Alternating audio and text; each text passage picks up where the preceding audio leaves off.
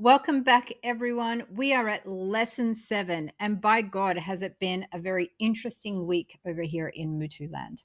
A lot of synchronicities, a lot of coincidences, and synergies, and things that are unfolding as we delve into the final chapters of the science of getting rich. These chapters are 13, 14, and 15, and Wattles calls them Getting into the Right Business, the Impression of Increase, and the Advancing Man. So let's start off with getting into the right business. Have you ever known people who were absolutely exceptional at what they did, and yet they were living paycheck to paycheck, or they were really frustrated because they couldn't get their message and their genius out there in the world? And by the same token, have you ever known people or businesses that deliver really a subpar product or service and yet they're worth millions of dollars? Ever wonder why that is? What about the teacher that has the potential to influence the hearts and minds of students getting paid 80 grand a year while the movie star gets paid millions for one movie? Why do you think that happens? In chapter 13, Wattles gives us a part of the answer. He talks about the way we use our mind and steers us down this path of using our talents. Although he does suggest that we can always develop the talents if we're doing what we desire. And I really love this because he talks about desire being the fuel that we can use to energize our goals. And the mere fact that we desire something means that we can have it. It's basically the green light, saying that if we can combine that with this power and this capability and this purpose behind why we want this thing and what it's going to achieve, then we can make it happen. I'm going to touch on this next bit in particular, where he says, You're not obliged to do what you do not want to do. You're not obliged to do what you do not want to do, except as a means to bring you to doing the thing that you want to do. So, in other words, there's no obligation for us to be in a business that we no longer enjoy or to be in a job that we no longer enjoy.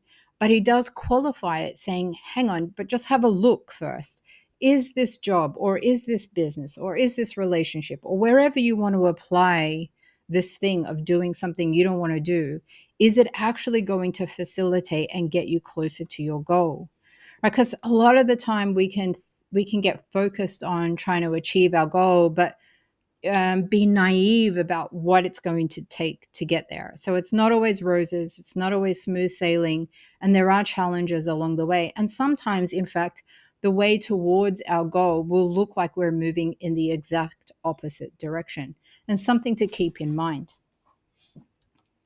So, depending on the turns you've taken in your life and where you find yourself and what position you find yourself in right now, you may have found yourself having to do things that you did not want to do. Or you might find yourself in a place where you don't want to be.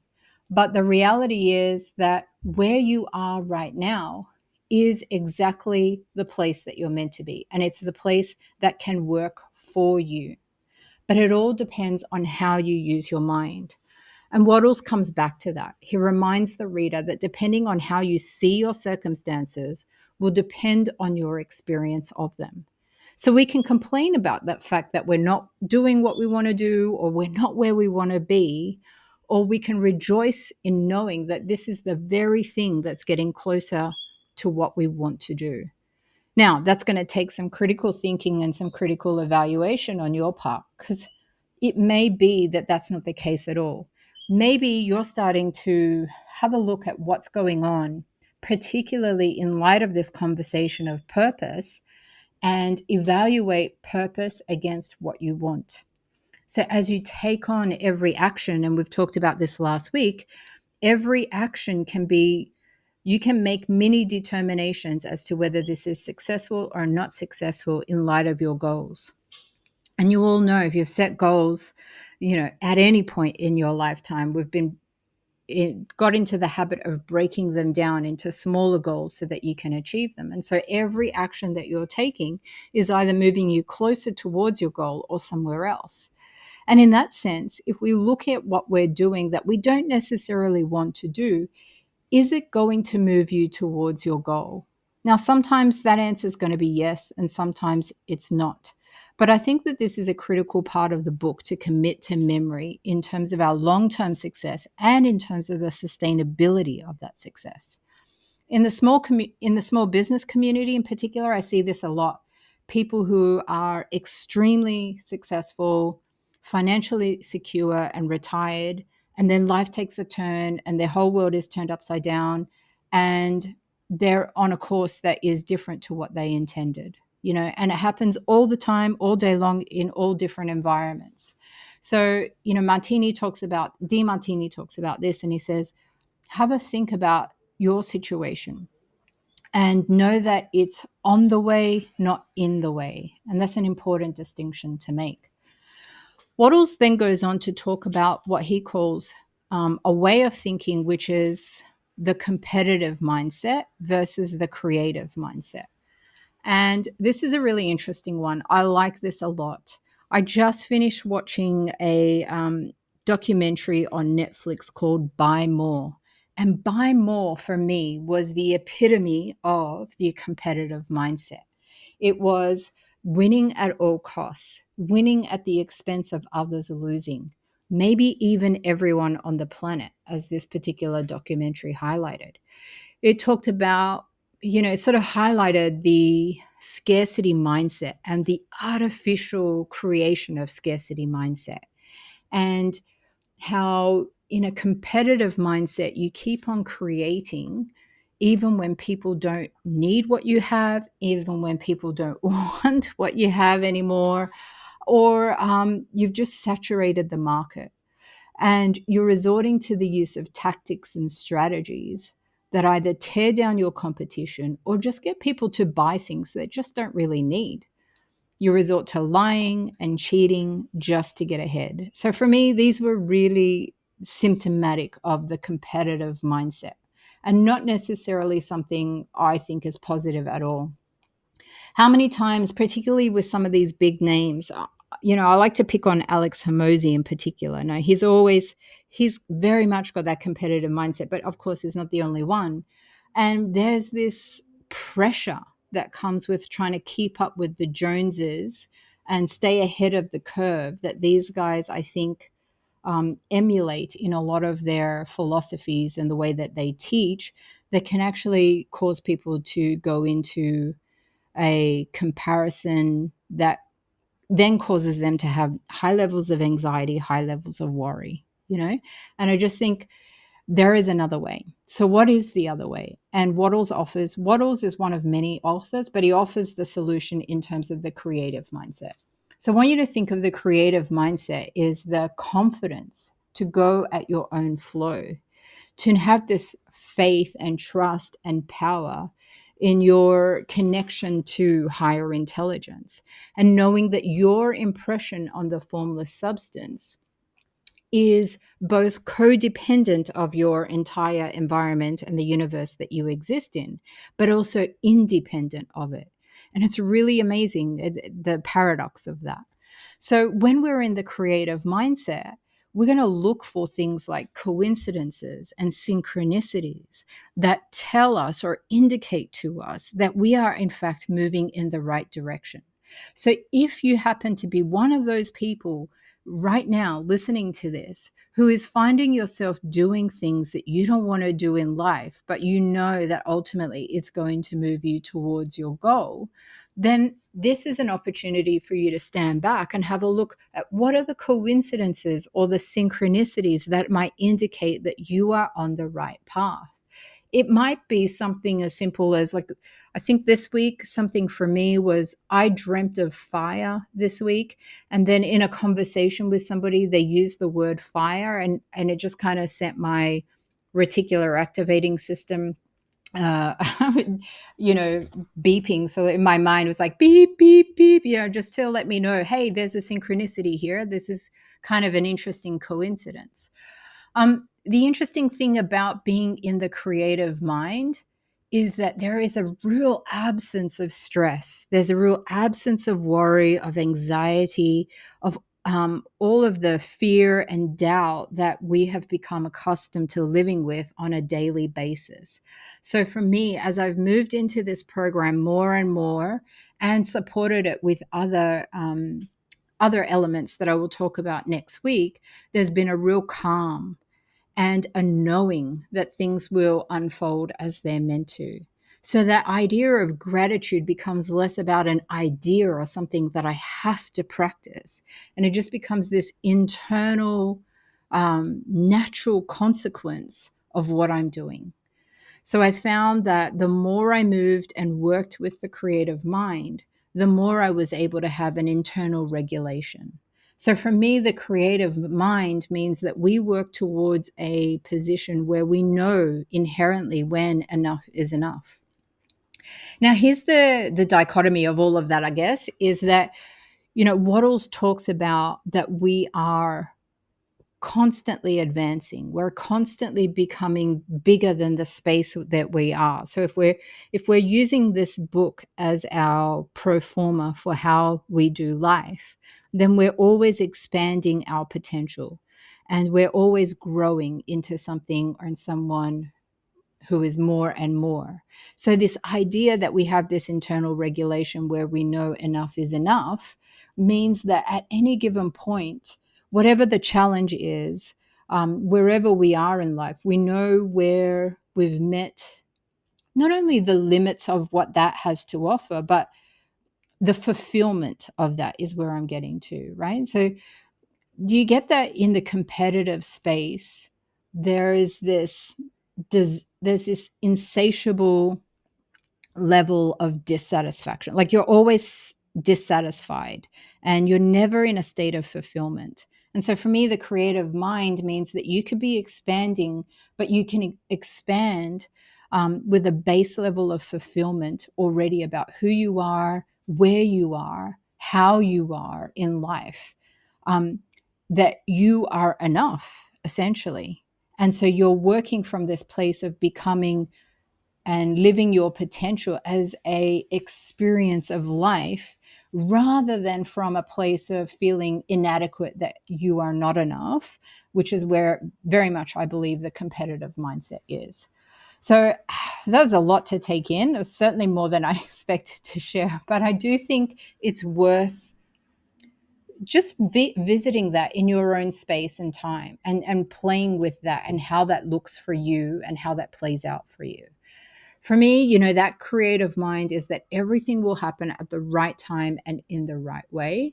And so for me, it really brings up the visual of Moses and the Red Sea, and just having this ability to part the seas when the need arises. So although this chapter is quite short, it's worth getting it into your DNA and building this level of understanding so that you can have the opportunity to really take away that anxiety and worry that sometimes comes with trying to achieve a goal. So how many times do you hear people say, like, when I get X, then I'll do Y? Maybe you've even heard yourself say that, maybe even recently. So have a think about this. As we move into chapter 14, Wattles makes the point of doing all you can do with what you have right now. There's no need to wait for conditions to be perfect or for the stars to align or for Mars to get out of retrograde or whatever else. So with the impression of increase, I'd like to go back to thinking, how many people are benefiting from what you have to offer? So if you've gone through a bit of a rough patch, if you're not quite where you want to be, if you can start to shift your thinking into how can what you have to offer benefit more people, this might be the fuel that gives you the purpose you need to get out of the rut or to get unstuck or to get into action of the things that you need to be doing. Because as I said, we have the answers inside of us. We absolutely do. And I bet that even though you're listening to this, you know what you need to be doing. It's just for whatever reason, it's been difficult for you to get off the ground. So thinking about who could benefit from this allows you to make some forward momentum, because it's not about you anymore. It's about that person who's missing out on getting what you have to offer just because of whatever you're dealing with that's in the way. So if we go back to the question I asked before, why does the teacher earn 80,000 while the movie star earns millions? You have to think about how many do each benefit. So how many people does the teacher have exposure to be able to help and benefit from their teaching versus the movie star? And that difference is reflected in the money that they make. So the law of increase impels us to consider, how do we leave others and how many more people could we help with the talents we have? No, it doesn't even talk about getting more clients or selling more to more people. This is just down to the character level. So how do people perceive you?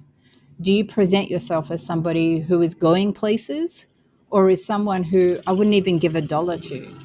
It's a pointy question. I know this. I'm doing it deliberately to be challenging. But you've got to consider that everything is a transaction. How you dress, the car you drive, how you speak, and how you leave people is a transaction. So are you leaving people with the impression of more? Are you somebody who's going places? And if you're looking at that question, you're just thinking about yourself, you might want to start to think, hey, look, there could be an opportunity here to do a bit of a character audit. Like, who are you? Who is the 2025 version of you? What does that look like?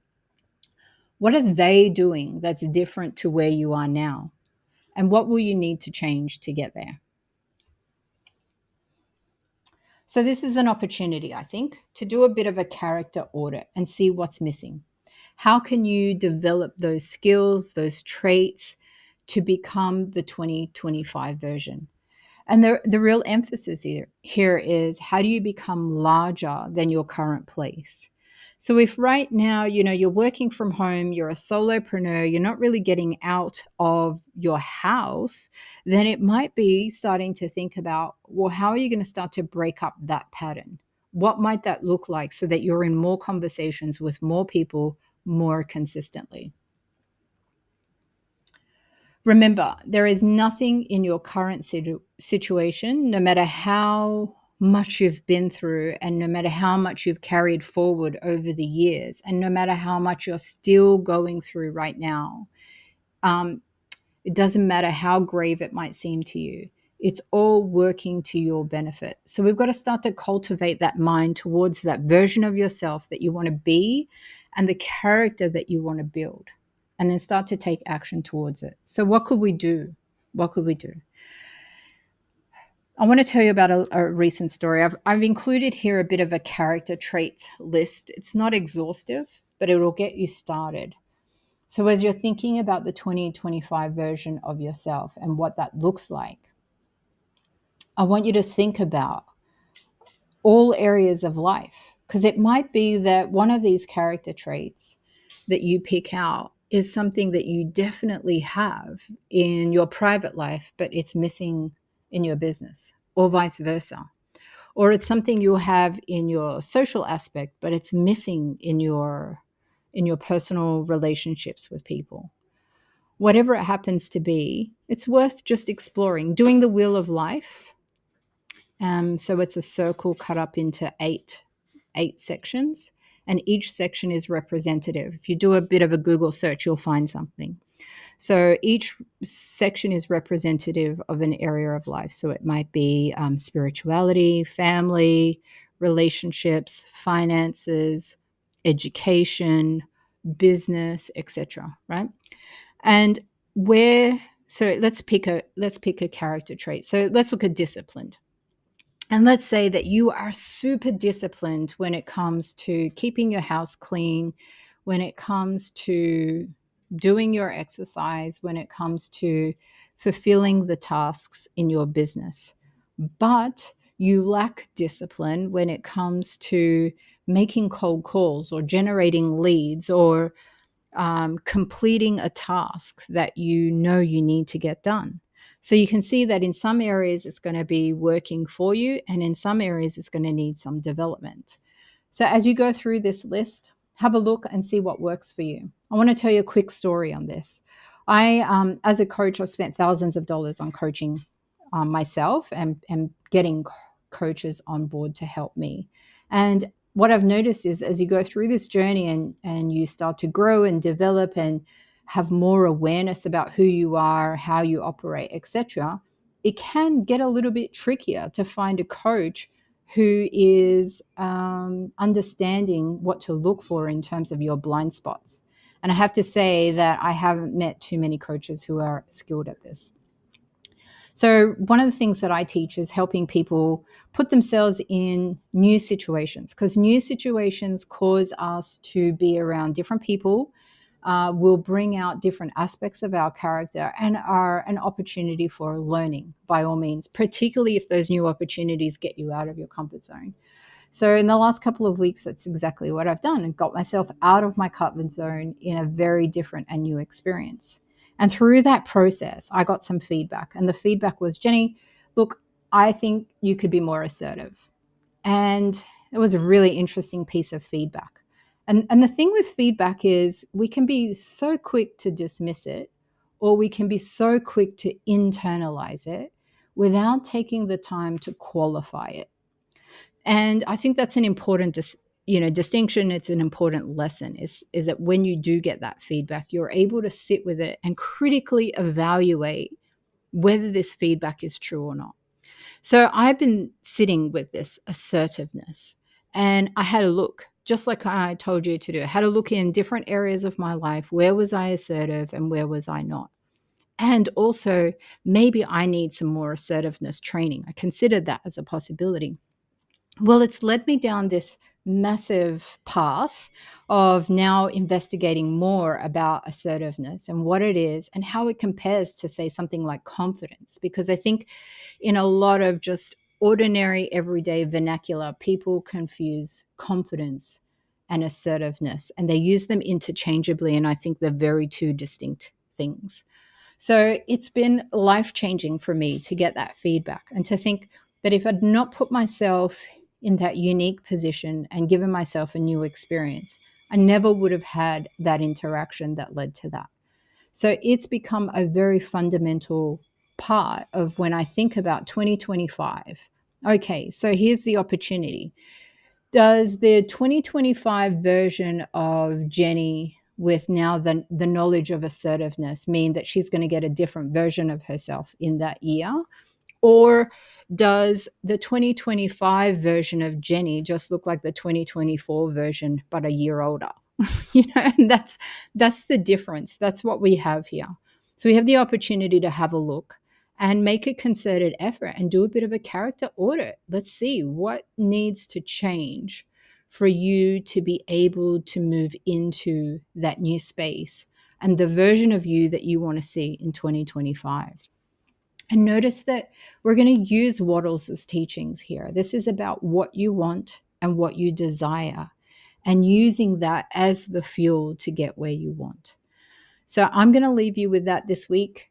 And I really love to hear what comes up for you as a result.